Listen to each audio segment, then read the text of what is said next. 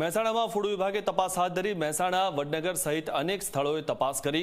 પાણીપુરીની લારીઓ પર તપાસ કરવામાં આવી। બટાકા અને પાણીપુરીના પાણીની પણ તપાસ કરવામાં આવી। સડેલા બટાકા અને ખરાબ પાણીનો સ્થળ પર જ નાશ કરવામાં આવ્યો હતો। તો પાણીપુરીની લારીઓ પર તપાસ કરવામાં આવી હતી અને અખાદ્ય જે પદાર્થ છે તેનો નાશ કરવામાં આવ્યો હતો। મહેસાણા ફૂડ વિભાગ દ્વારા હાલમાં પાણીપુરીઓની લારીઓ ઉપર જે છે તે તપાસ હાથ ધરવામાં આવી છે। હાલમાં મહેસાણાના રાધનપુર રોડ ઉપર આપ જોઈ શકો છો, ફૂડ અધિકારી દ્વારા હાલમાં જિલ્લા ફૂડ અધિકારી દ્વારા હાલમાં જે તમામ જે રાધનપુર રોડ ઉપર જે પાણીપુરીની જે લારીઓ હોય છે તમામ જગ્યાઓ પર હાલમાં તપાસ હાથ ધરવામાં આવી રહી છે। પાણીપુરીઓની જે લારીઓ છે તે હાઇજીનિક જે રાખવામાં આવે છે કે કેમ, અને જે છે તે બટાકા સડેલા છે કે કેમ, તમામ પ્રકારના જે હાલમાં તપાસ કરવામાં આવી રહી છે। લાયસન્સ સહિતની તપાસ કરવામાં આવી રહી છે। ફૂડ અધિકારી આપણી સાથે, આપણે તેમની સાથે વાત કરવાનો પ્રયત્ન કરીશું। સાહેબ, શું કહેશો, તપાસ હાથ ધરવામાં આવી છે?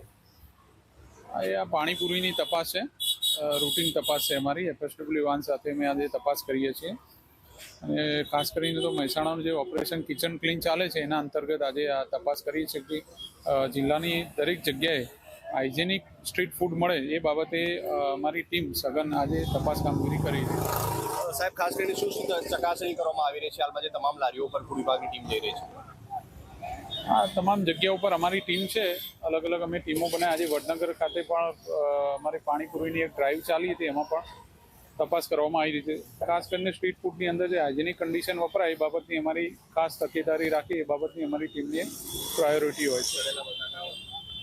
સડેલા બટાકા કોઈ જગ્યાએ મળ્યા નથી, પણ જો મળે તો અમે એને સ્થળ પર જ નાશ કરાવી દઈએ છીએ।